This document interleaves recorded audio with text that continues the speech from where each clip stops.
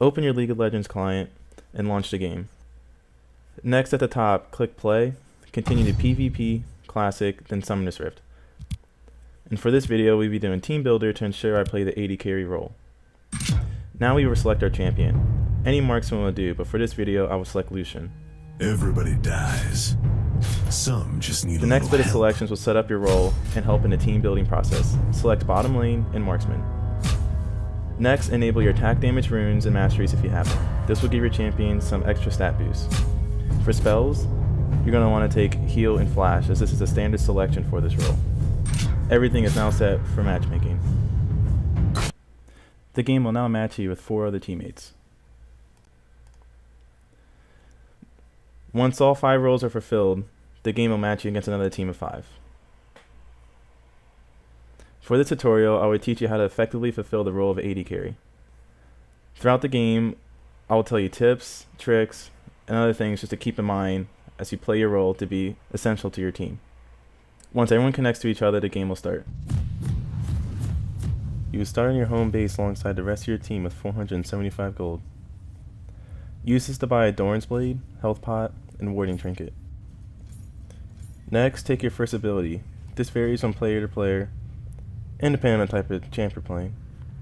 Here I will take Q. In any one game, you can only level up to 18. With every level up, you gain 1 more ability point, which you can use to improve your champion's skills. Bot lane will be our starting field of play, which is on the bottom right side of the map. But your first task is to guard and help your allied jungler kill the first monster in the jungle. Now I'm just going to fast forward this because this takes about 2 minutes for monsters to spawn. Usually during this time, the enemy might come in and try to invade your jungle, which may result in a kill for either team. But in this match, nobody attacks us, so we get away free and easy. Next, get to lane as soon as possible. Your support role should be with you and be focusing on keeping you alive and securing the kills. For the first half of the game, your main focus is to gain as much gold as possible. This is achieved by killing minions. Only the last hit counts, so make sure you time your shots accordingly.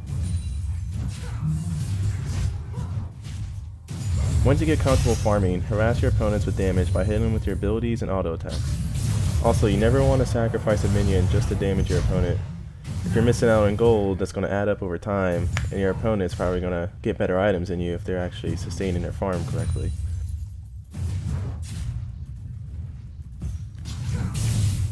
If your opponent takes too many hits, makes a mistake, or you realize you can outplay them, going for the kill. Here, Thresh throws in a hook, then I E away to get some distance, which is a priority with an AD carry. Hit both my Qs on them, auto attack. I keep my position as far away as possible from the AD carry, as she does the most damage. Here I see their AD carry get out of position, her support's in a bad spot to help. Thresh is then forced to flash on me, but I E back into the lane, so I get my cooldown back on my Q for a double kill.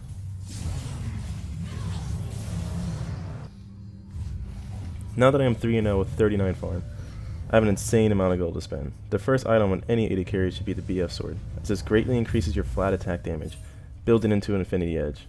Here I have a little extra gold, so I buy another Doran's Blade for lifesteal. Health pots or boots could also work here. By getting kills, it leaves the enemy team undermanned due to respawn times. As the game goes on, the respawn times increase. This gives you more freedom to farm while shutting down your opponent's ability to easily hit minions. This concept and the bonus gold from killing will allow you to unlock greater items to outscale your opponents.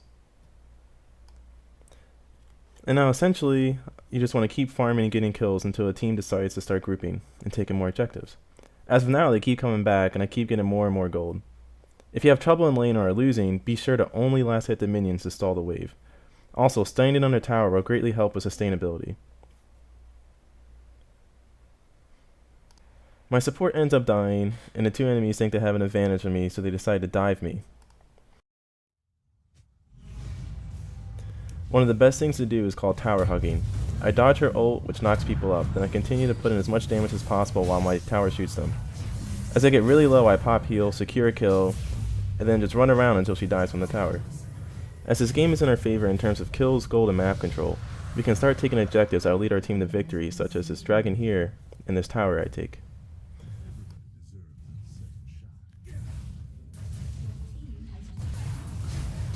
Now the grouping phase will start to show. I am now seen as a threat and can no longer be left alone to just 2 people. Soon more enemies will start to come after me. Enemy assassins come in to kill me, but I evade them luckily enough.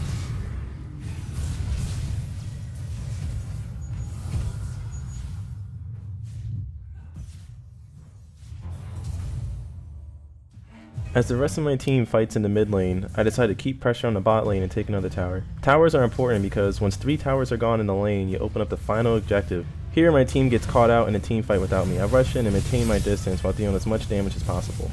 By playing successfully early in mid game, I have better items and more experience than my opponents. This team fight right here shows the primary role of an attack damage carry. If I were to die first and not be in the fight, my team would suffer greatly. Positioning is key as an AD carry. Keeping your distance allows you to deal maximum amounts of damage while taking little to no damage back. Later in the game, we destroy one of the 3 enemy inhibitors. This will allow us the spawning of super minions, which will push their lane very fast. With a strong lead in inhibitor pressure, I decided to call a Baron fight. This monster supplies the greatest stat buff on the map. With this, the game is bound to end. Enemy champions jump in to steal the Baron and fail, resulting in 2 enemy deaths.